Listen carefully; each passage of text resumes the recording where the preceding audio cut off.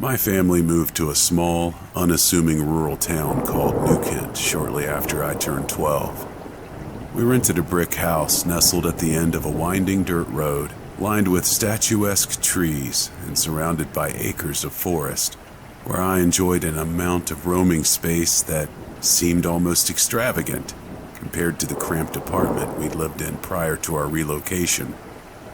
Among our scattered neighbors was a girl my age, named Joanna. She too had recently moved into town, and despite my shyness and cursedly awkward nature, we soon became friends. Jo and I spent most of June's sunny days riding our bikes throughout town, taking in whatever film was currently playing at the single-screen theater, and poring over books at the New Kent Library. While Jo shared my love of fiction, her interest lied predominantly in illustrations.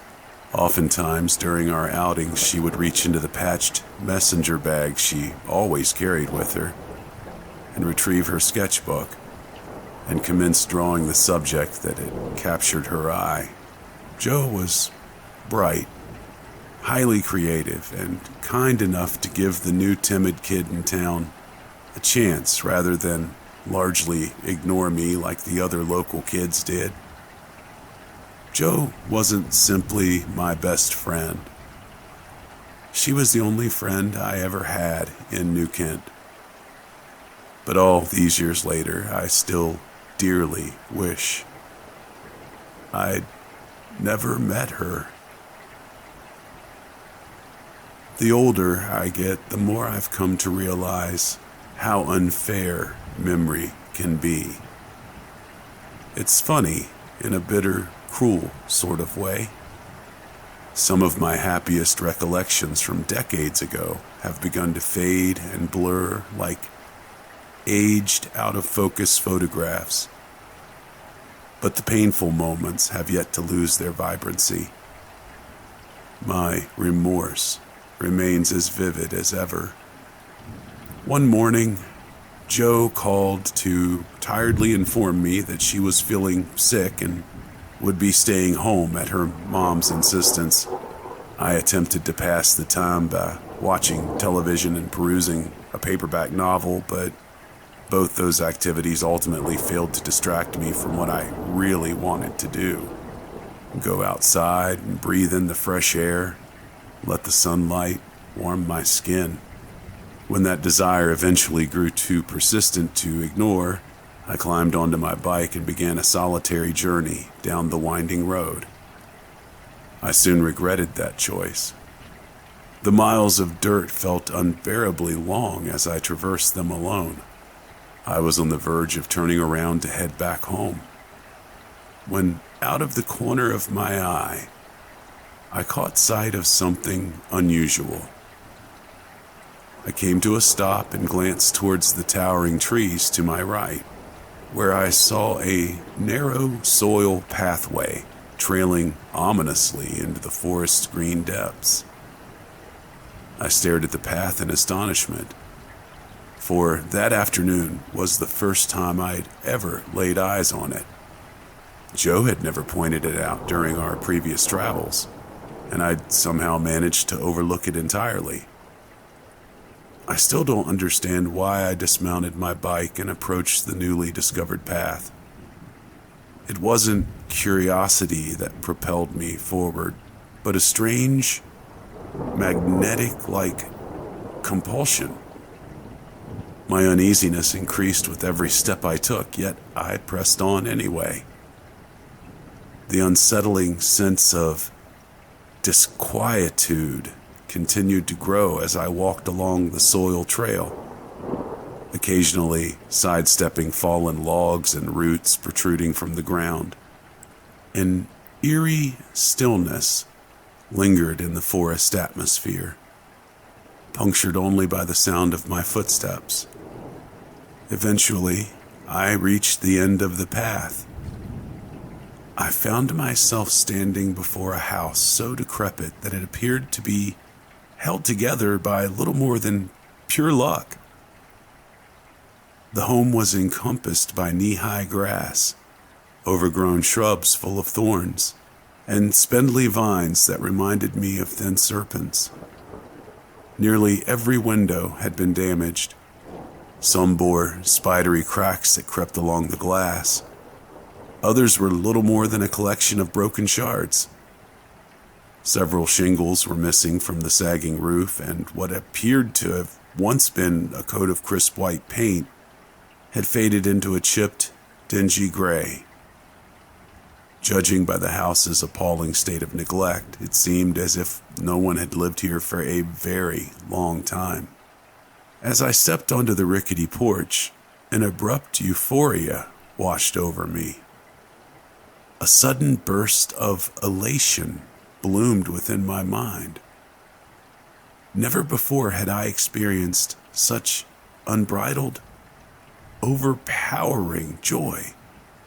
I felt as if something wondrous awaited me inside that house, and I was supremely eager to greet it.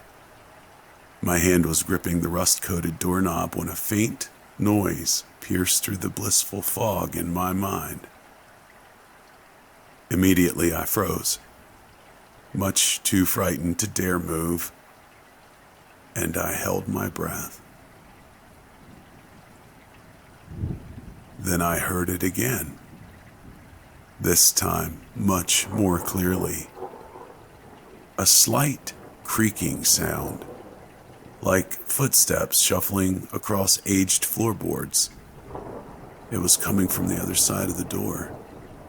My eyes widened when I felt the doorknob begin to slowly turn beneath my fingers. It was enough to pull me free from my rigid trance.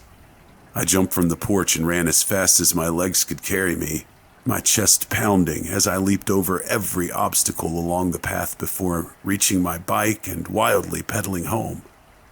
I chose not to breathe a word of the unnerving incident when my parents arrived home from work a few hours later.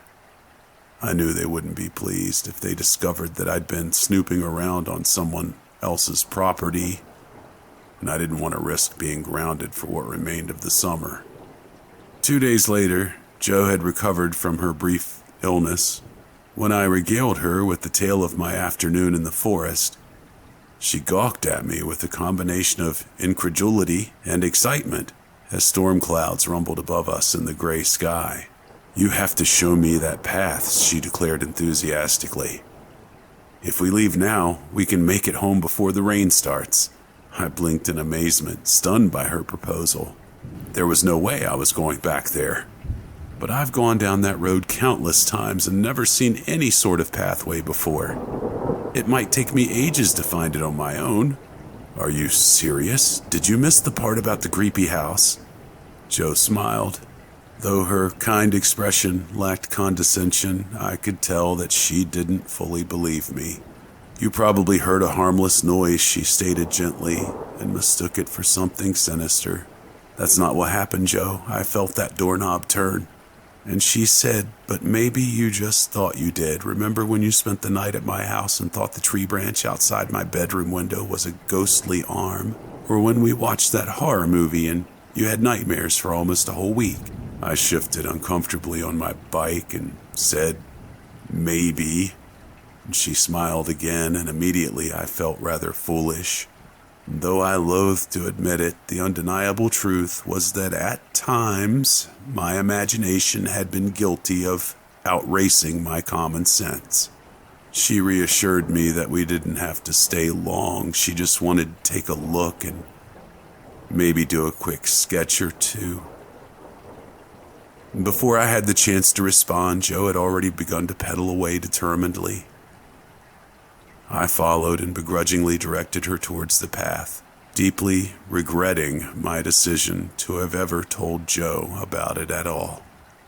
I could barely keep up with my best friend as we walked down the slender trail. The peculiar magnetism I'd experienced during my previous venture was gone, and was replaced with a hideous, suffocating dread that made my feet feel heavy as lead.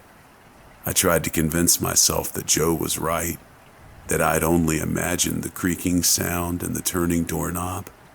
but no amount of self-persuasion could quell my nervousness. And by the time we reached the house, I was practically trembling with apprehension. I whispered to her to please hurry, I don't feel good. I surveyed the area warily while Jo scribbled into her sketchbook. Every minute crawled by at an agonizing pace, and despite the warm temperatures, I shivered as light raindrops began to land on my skin. I looked up into the sky wistfully, wishing that I was sitting inside the library with a book in my hands or munching on popcorn at the theater. I asked her, "Are you almost done? It looks like the storm's about to hit." And I glanced back down and felt raw, unparalleled panic seize hold of me when I saw the door of the house was now wide open, revealing an interior drenched in shadows. "Jo," I tried to call out meekly, but all my mouth could form was a dull whimper. Every instinct in my body roared at me to flee, yet immobilizing terror rooted me to the spot even as I heard the familiar creaking noise begin to emanate from the home's dark confines. I watched in paralyzing horror, my heart hammering so violently that I feared it would reduce my ribcage to splintered fragments as a woman emerged from the shadows. Though I dearly wish I could forget her, I believe the terrible image of that woman will haunt my memory forever. Her long dark hair drags across the porch's decrepit boards, wildly tangled and rife with knots the size of a fist. A tattered lace gown hangs loosely on her wiry frame, so consumed by mildew and stains that I couldn't determine what color it had once been before decaying into a murky shade of blotchy, rotted brown. The woman's sinewy hands were a jarring display of gnarled fingers, with veins like plump worms and pallid flesh that appeared paper thin, as if even a delicate touch would cause her skin to rupture open and weep something far more loathsome than blood. But it was her face that terrified me the most. The woman's features were contorted into a violent expression of venomous, frightening hatred, as if an inconceivable rage pounded through her veins.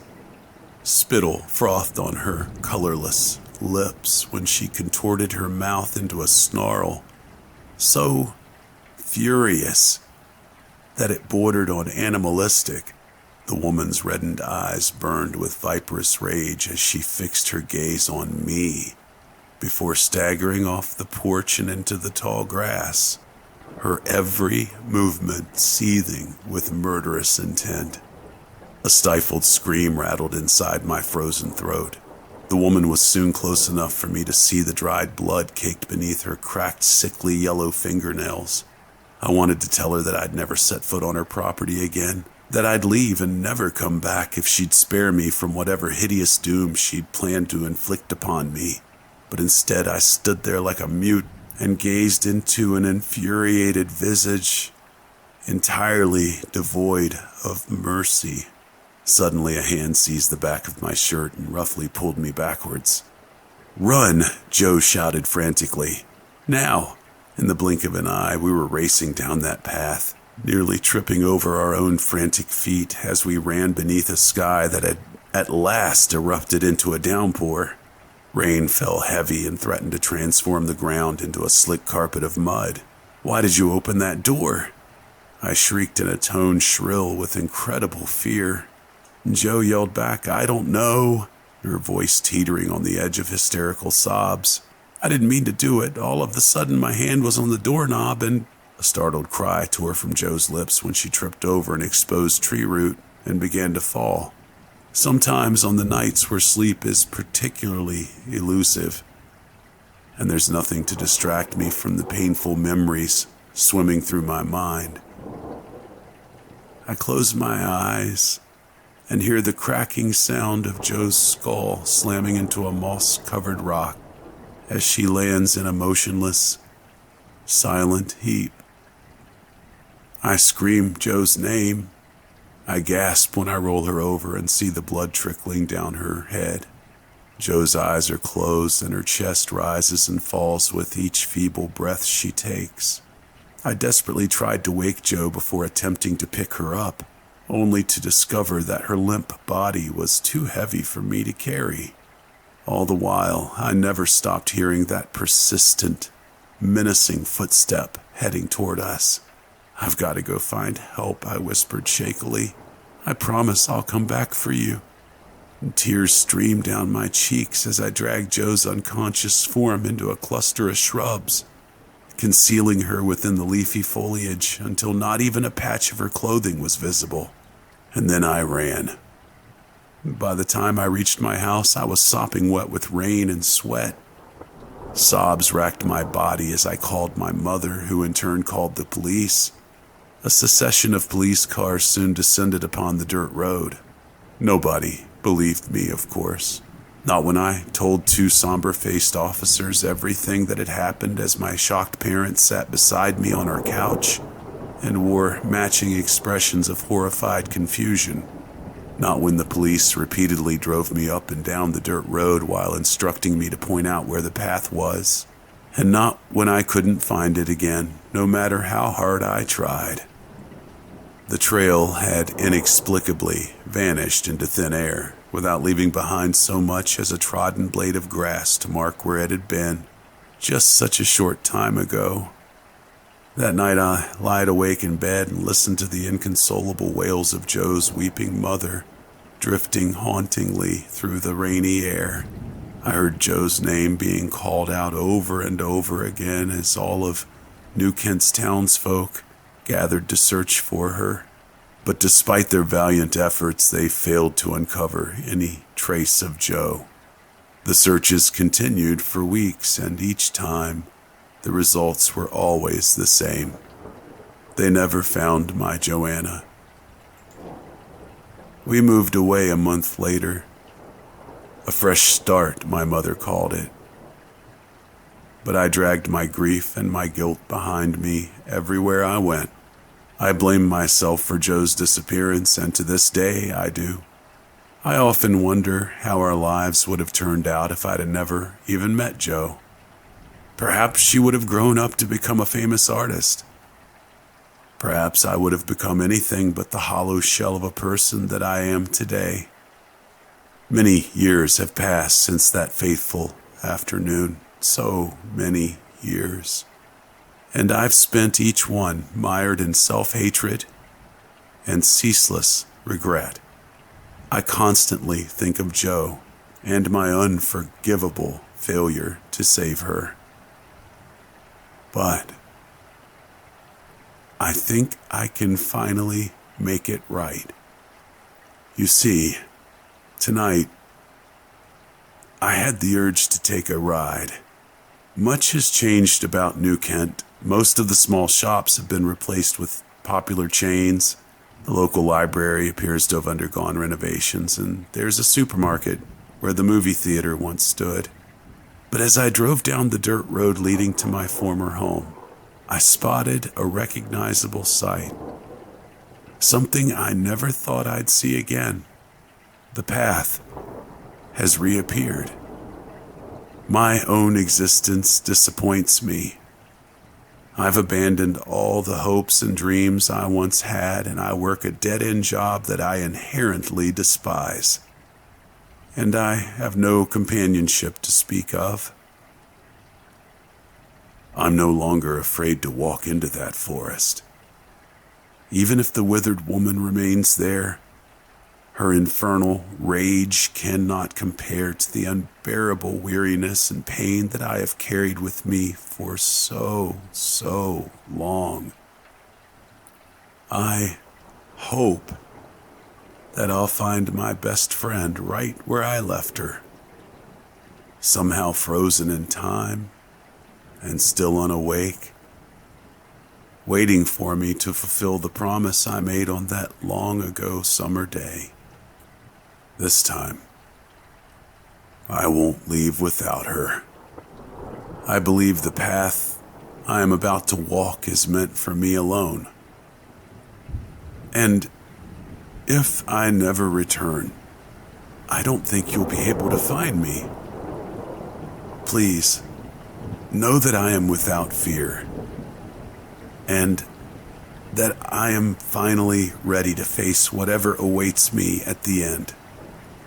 And if you should ever find yourself wandering down a secluded road, surrounded by a broad forest or a lonely stretch of woods, be sure to glance out into the trees before you pass them by.